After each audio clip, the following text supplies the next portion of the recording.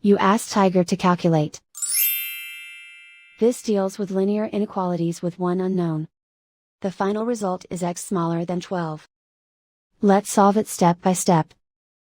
Group all constants on the right side of the inequality. Subtract 4 from both sides.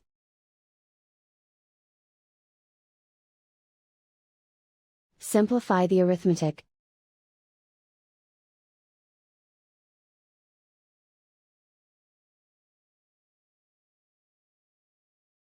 Isolate the x. Multiply both sides by inverse fraction 2/1.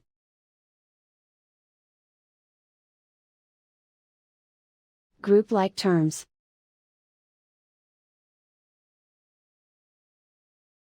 Multiply the coefficients.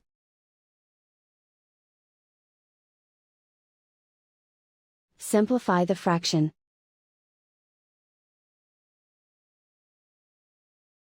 Simplify the arithmetic.